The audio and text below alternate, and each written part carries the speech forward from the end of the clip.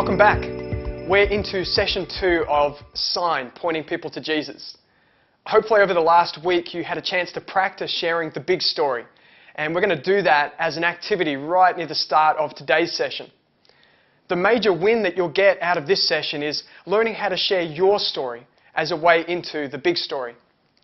So the focus of this session is on sign language. Does my sign make sense?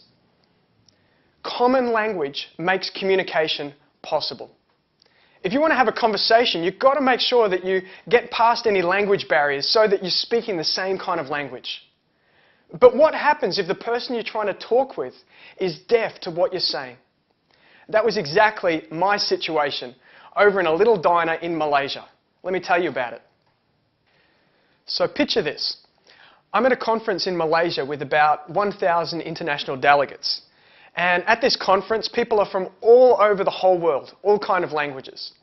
So we get to breakfast time, and I decided to plop myself down at a table with a number of different people, again, all kinds of countries represented here.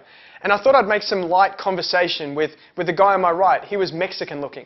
And I said, hey, you having a good conference?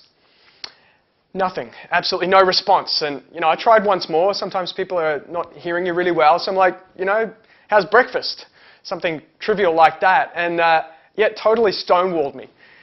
Now I looked around, no one seemed to notice my social faux pas or that I was being rejected in this way, so I thought I'll give it a go with the Japanese looking guy on my left here. So I'm like, hey, how you doing? My name's Dave.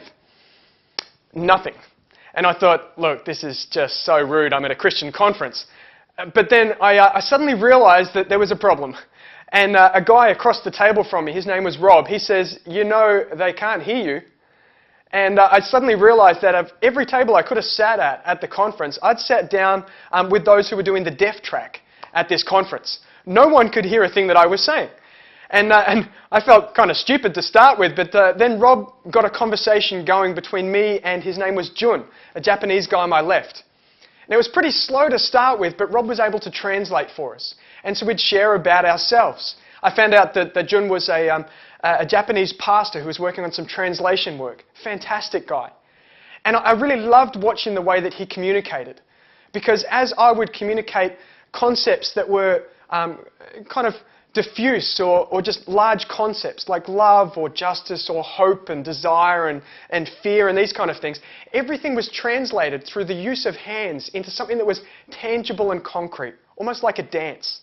I could pick up when Jun was talking about Jesus by the way he pointed to the nail-pierced hands. It's beautiful. But that was my first language communication barrier. But then cue communication barrier 2. You see, the Mexican guy on my right decided he wanted to join in the conversation as well. His name was Ricardo.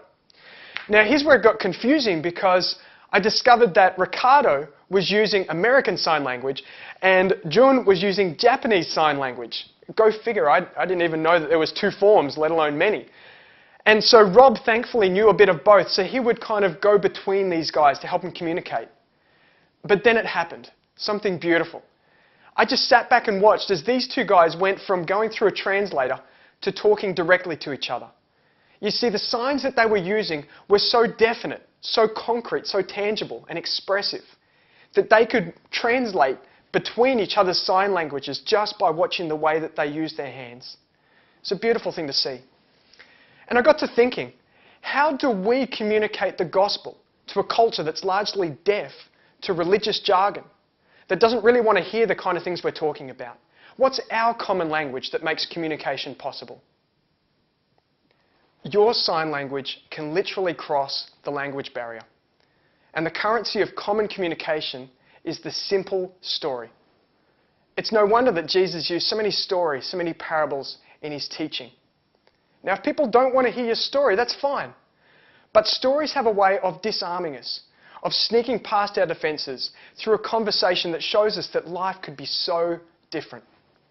And just like sign language, your testimony, your story, is a way of making earthy, of grounding all of these big concepts such as creation and fall, redemption and new creation. So this session is focused on your sign language, how to make sense of the big story by using your story, your testimony. On the way through, we're also going to look at how to build bridges with people through serving, through love. and we're going to look at how to answer tough questions, and we're also going to have a look at how we can share helpful analogies, again, to make the message clear. But first, we're going to pause the video, take some time out to connect with God, and also to practice back through using the big story.